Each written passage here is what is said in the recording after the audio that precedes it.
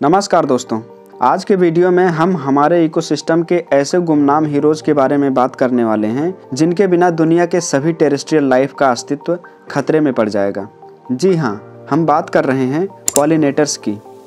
तो चलिए बिना किसी देरी के वीडियो को शुरू करते हैं। धरती पर मौजूद सभी फ्लावरिंग प्लांट्स में से लगभग 90% प्लांट्स को पॉलिनेशन के लिए एनिमल पॉलिनेटर्स की आवश्यकता होती है। पॉलिनेटर्स 1,80,000 से अधिक डिफरेंट प्लांट स्पीसीज और 1,200 से अधिक क्रॉप स्पीसीज को पॉलिनेशन सर्विसेज प्रोवाइड करते हैं। इसका मतलब यह है कि आप जो भोजन खाते हैं उसके हर 3 में से 1 निवाला इन पॉलिनेटर्स यानी परागणकर्ताओं की वजह से ही होता है। इसके अलावा पॉलिनेटर्स हेल्दी इकोसिस्टम को भी सपोर्ट करते हैं, जो हवा को साफ करते हैं, मिट्टी को स्थिर रखते हैं, खतरनाक मौसम से हमें बचाते हैं और दूसरे वाइल्ड लाइफ्स को भी सपोर्ट करते हैं। हनी बीज, बम्बल बीज, moths, butterflies, small birds, bats और यहाँ तक कि कुछ बीटल्स भी पॉलन ग्रेन्स को ट्रांसफर करके फ्लावरिंग प्लांट्स के रिप्रोडक्शन में हेल्प करते हैं।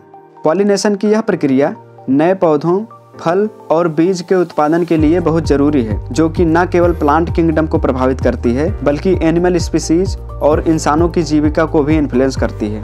पॉलिनेटर्स की भूमिका का एक प्राथमिक पहलू पौधों के रिप्रोडक्शन को बढ़ावा देना है।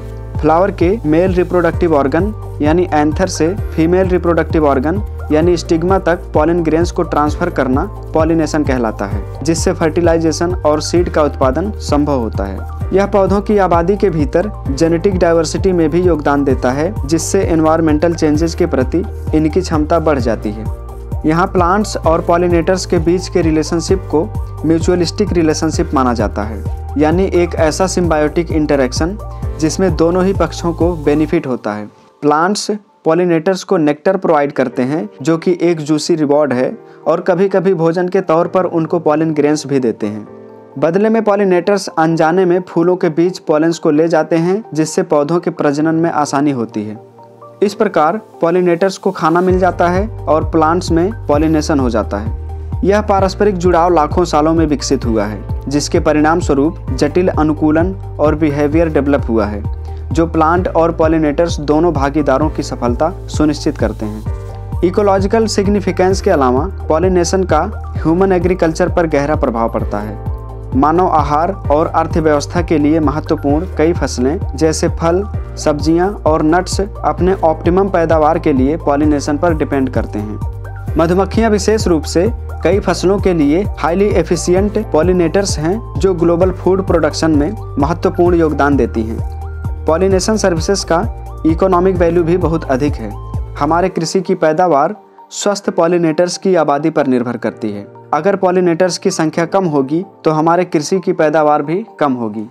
हालांकि पॉलिनेटर्स को कई सारी चुनौतियों का सामना करना पड़ रहा है।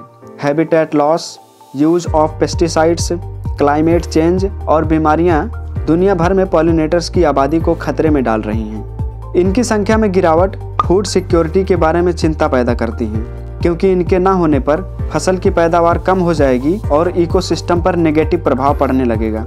इनकी डाइवर्सिटी बढ़ाने के लिए हमें पॉलिनेटर फ्रेंडली क्रॉप्स लगाने चाहिए और हैबिटेट को रिस्टोर करना चाहिए। रिसर्चर्स ने पाया है कि local native pollinators local native plants ही प्रेफर करते हैं पॉलिनेशन के लिए। जैसे गांव में पाई जाने वाली मधुमक्खियां गांव के नेटिव सरसों के फूलों पर ज़्यादा बैठती हैं। पॉलिनेटर्स प्रकृति के जटिल जाल में बहुआयामी भूमिका निभाते हैं। पौधों में प्रजनन और आनुवंशिक विविधता को इंश्योर करने से लेकर ग्लोबल फूड प्रोडक्शन को सपोर्ट करने तक इनके महत्व को कम नहीं आंका जा सकता। पॉलिनेटर्स के महत्व को पहचानना और उनकी सुरक्षा और संरक्षण के उपाय को लागू करना इकोसिस्टम, एग्रीकल्चर और अंततः पृथ्वी पर जीवन के अस्तित्व और लचीलेपन को बनाए रखने के लिए महत्वपूर्ण है।